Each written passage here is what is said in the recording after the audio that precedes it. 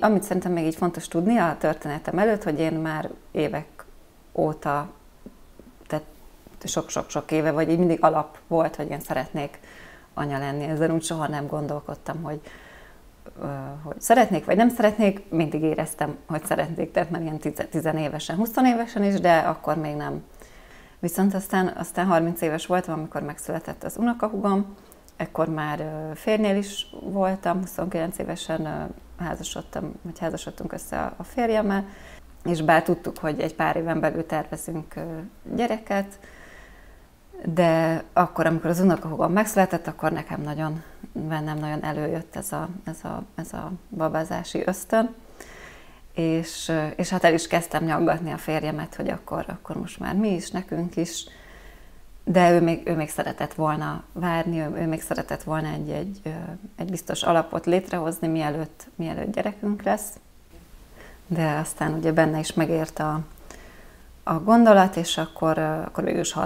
35 éves voltam, amikor végül is teherbe estem. Szerencsére egész hamar, én nagyon izgultam, hogy talán ez is egy kicsit egy ilyen belénk ültetett dolog, hogyha már 35 vagy a fölött, akkor nehezen fog összejönni, vagy ilyen problémák, olyan problémák lehetnek, de hála Istennek azért viszonylag könnyen sikerült a kisfiunk. Úgyhogy tényleg egy nagyon várt, egy nagyon szeretettel várt, tehát nagyon készültünk rá, lélekben is, testben is, lélekben is, tehát hogy én az évek alatt rengetegszer elképzeltem az arcát, vagy hogy már úgy beszéltem hozzá, úgyhogy még ugye a pocakomban se volt meg semmi ilyesmi, ez csak így a későbbiek, a szülés utáni depresszióhoz említem, hogy tényleg egy nagyon, nagyon várt baba volt. Arra keltem egyik hajnalban, egy pénteki napon, így hajnali 4 körül, hogy éreztem, hogy valami folyik. Fölkeltem és kimentem a mosdóba, akkor egy ilyen klasszikus nagy locsanással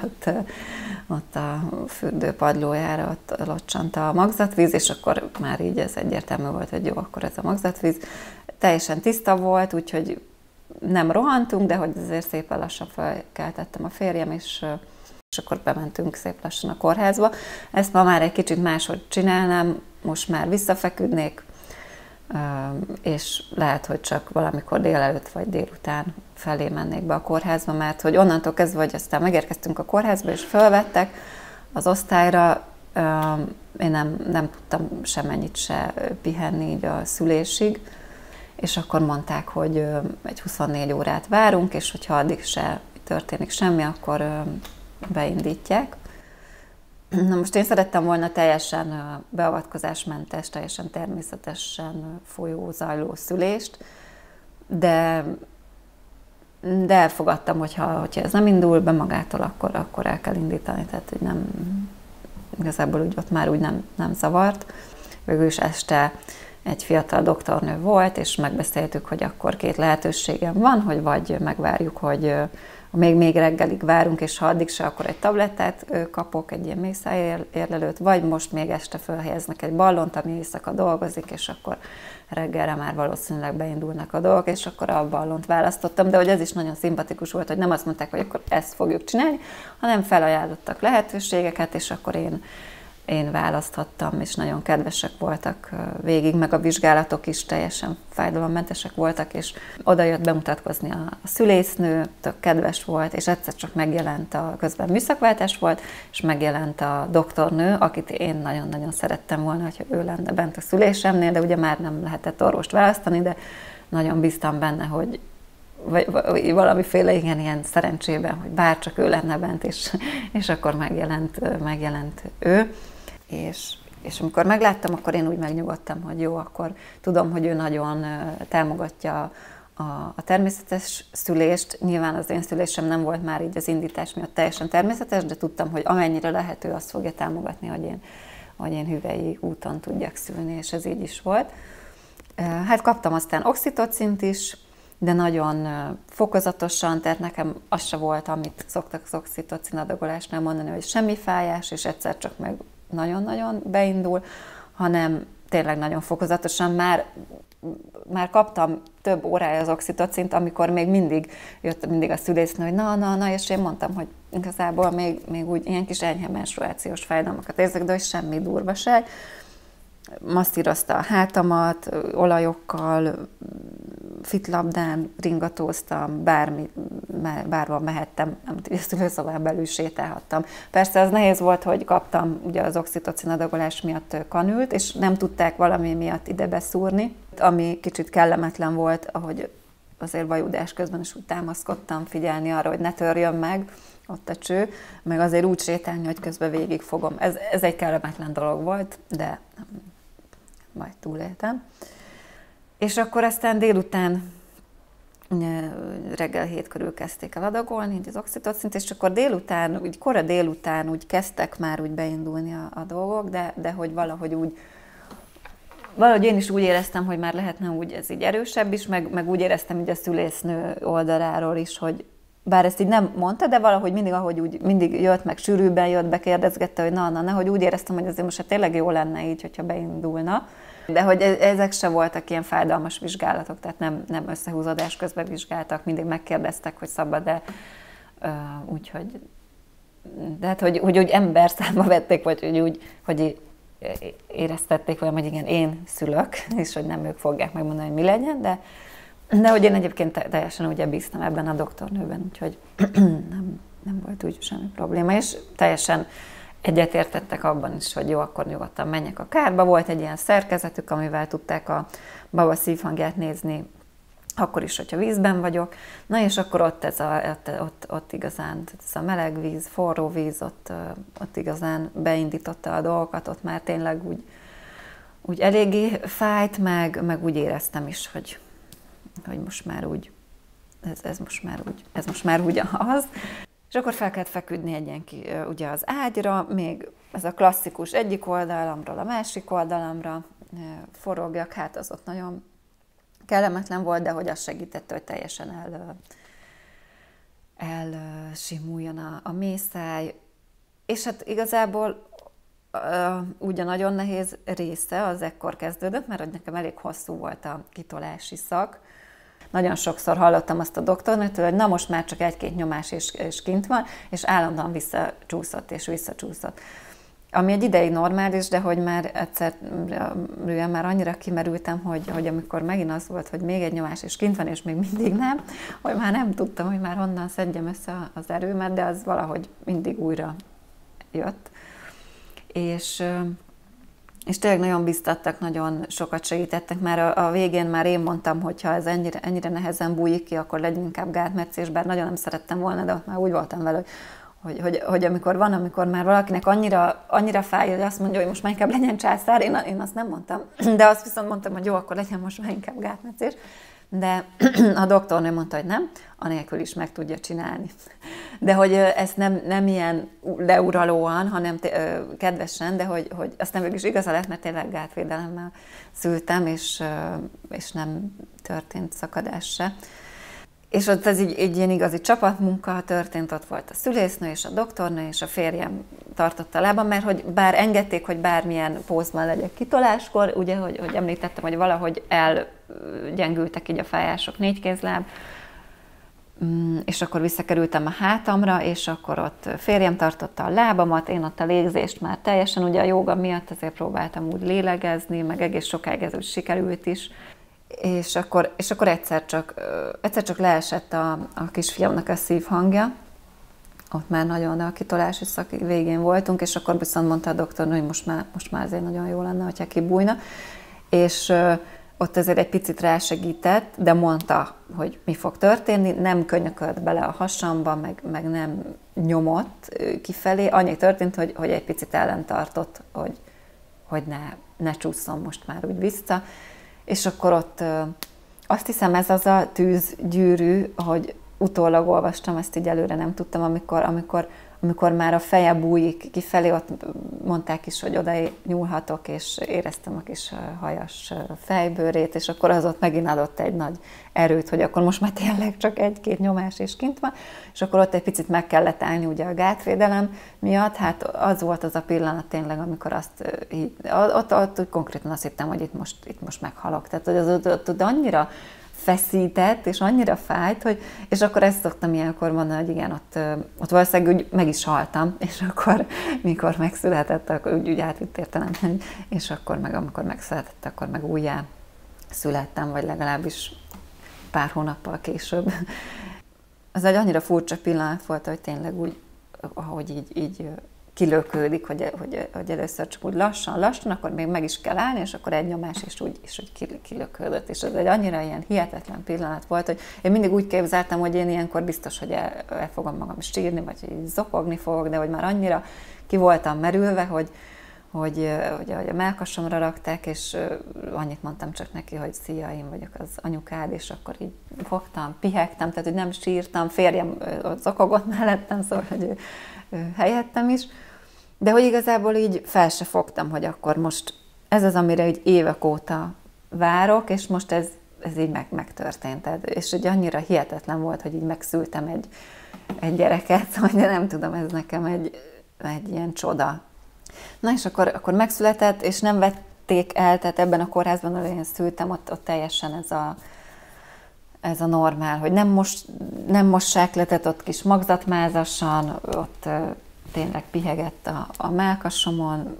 2 órán keresztül, vagy még talán kicsit több is, 2,5 órát ott voltunk még a szülőszobán.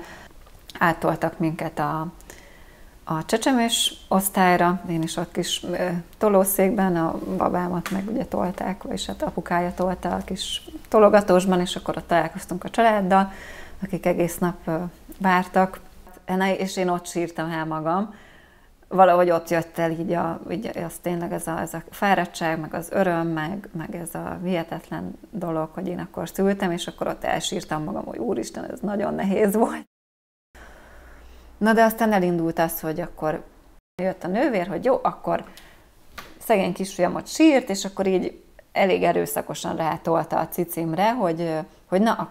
akkor így kell szoptatni. Most, hogy ez az így, ez mit jelent, azt én így nem nagyon tudom, mert ő tényleg így rátolta a síró gyereket a cicimre, és akkor így kiment, én meg ott szegényt úgy fogtam, próbáltam akkor úgy tartani, elég hamar el is engedte, és utána nem is nagyon akart így rákapni. Tehát úgy nem is nagyon foglalkozott igazából ő az én cicimmel, úgy mondja. Jöttek aztán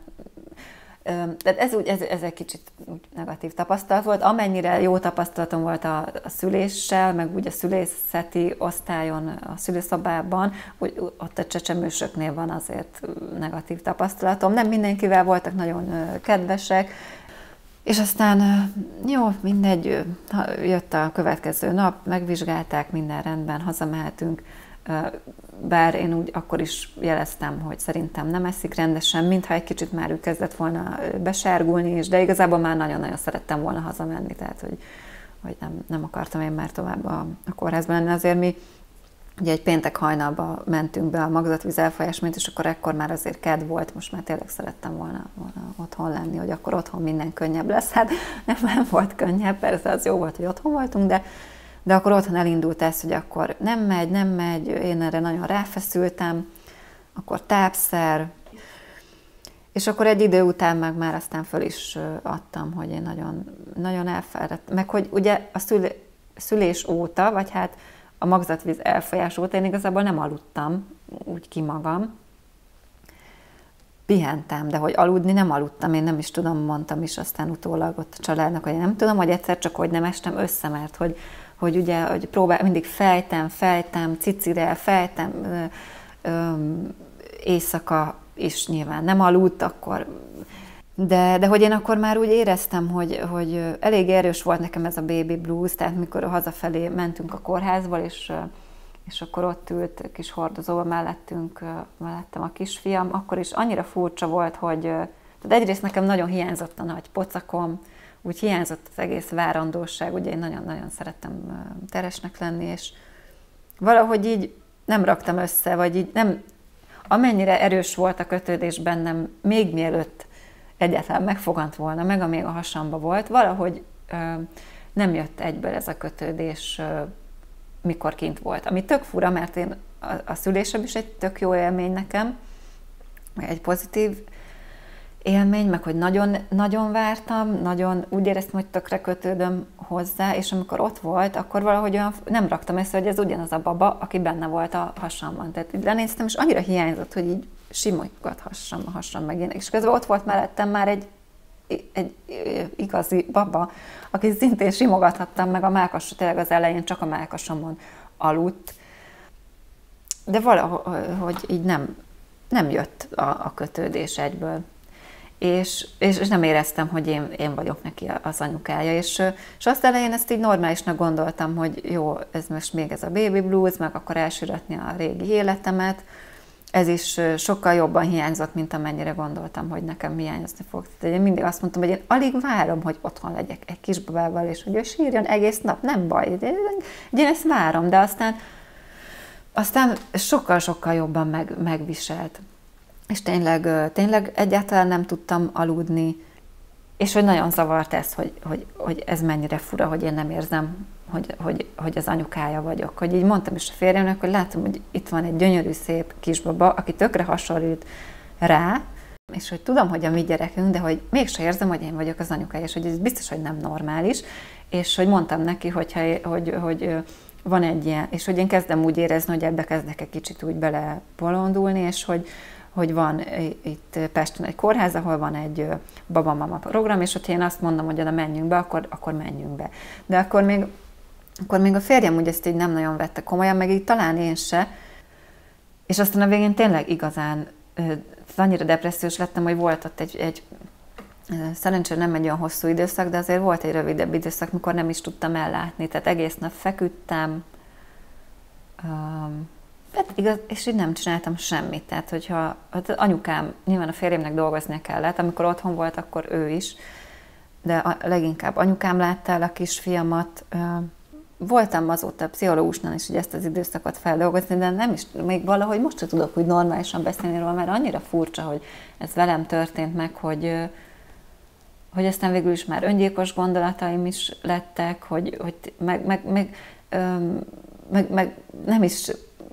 nyilván nem próbáltam magam soha megölni, de hogy már így utána néztem, hogy például a fürdőbe, hogyha bedobom a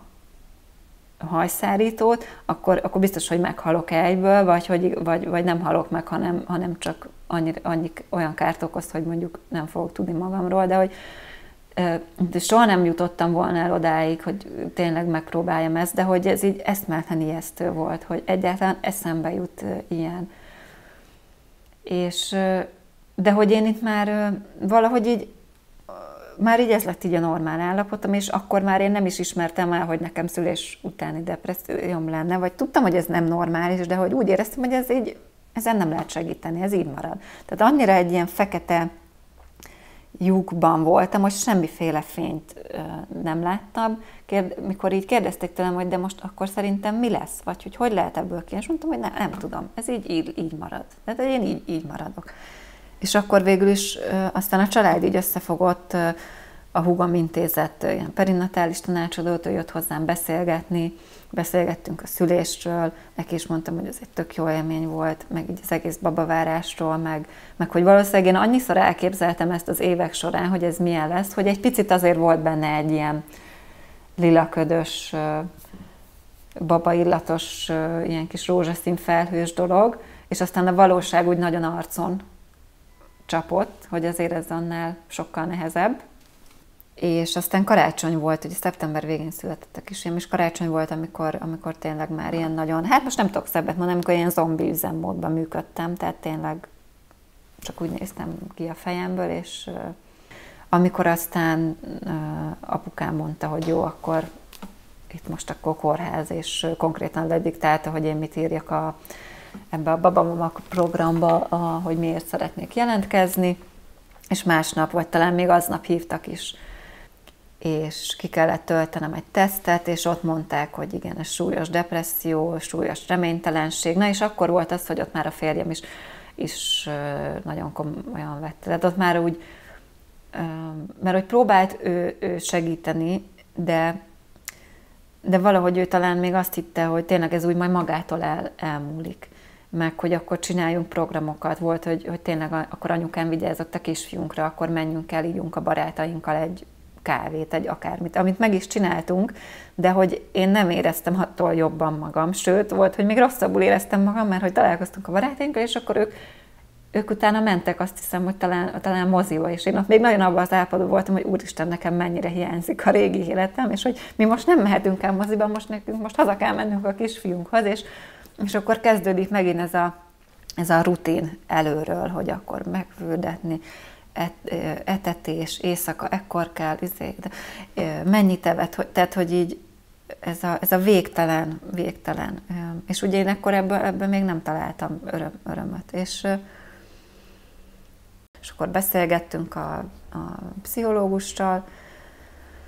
vagy pszichológussal és pszichiáter hölgyel, kaptam gyógyszert, ezeket a gyógyszereket már beszedtem, ellenőrizték is, anyukám állandóan kérdezte, hogy ugye bevettem. Viszonylag rövid ideig szedtem, tényleg csak egy pár hónapig, és aztán szép fokozatosan elhagytam. Mentem mindenféle kezelésekre, tehát, hogy ebben most valaki vagy hisz, vagy nem, de hogy például ezt is a férjem intézte, hogy elmentem egy ilyen energiagyógyászhoz, és egyébként tökre már így az első kezelés után sokkal jobban lettem, a következőre már magamtól egyedül vezettem be. Illetve én mondtam a férjemnek, hogy költözzünk vissza abba a lakásba, onnan elköltöztünk, mert ugye amikor én várandós voltam, akkor ugye kiköltöztünk anyukámékhoz egy ilyen zöldövezetes, szép kertes társasházba, mert hogy azt hittem, hogy nekem majd erre lesz szükségem egy kisbabával így a nyugiban, mert hogy nagyon, ahol most lakunk, meg ahol előtte laktunk, és ahova visszaköltöztünk, az egy ilyen nagyon központi hely, nagyon nyűzsis. Viszont aztán így a depresszióm alatt kiderült, hogy pont ez, ami nekem kelleni fog. Illetve a férjem ott is dolgozik, ahol lakunk, és nekem nagyon kellett az, hogy ott legyen körülöttünk. És akkor onnantól kezdődtek úgy elindulni bennem így az anyai ösztön. Tehát ez, hogy oda visszaköltöztünk, úgy könnyebben kimentem vele sétálni, és akkor ahogy kimentem sétálni, jöttek szembe velem emberek, nem. Persze ehhez kellett már az, hogy így a gyógyszerek, meg mindenféle kezelések felhozzanak egy olyan szintre, hogy egyáltalán ki tudjak vele menni sétálni, mert hogy előtte nem mentem vele ki sétálni, anyukám meg a férjem vitte sétálni, meg nem mentem boltba, meg semmit nem csináltam. De itt már kimentem vele, nem zavart, ha összefutunk itt az utcán egy ismerőssel, és megkérdezik, hogy vagyok, már itt tudtam neki válaszolni, meg. És akkor egyszer csak meg már úgy éreztem, hogy basszus, hát ő az én kisfiam. Ő az, akire évek óta vártam. És akkor magamra kötöttem, sétáltunk, és akkor folyamatában igen egyre jobban. De aztán volt egy pillanat is, amikor valahogy úgy rám nézett, és nagyon érdekes, mert a szemgödre az nagyon az apukája, de valahogy maga a szeme az meg én, és valahogy így a szemébe, ahogy így belenéztem, és így rámosolygott, és akkor valahogy így jött egyből ez az érzés.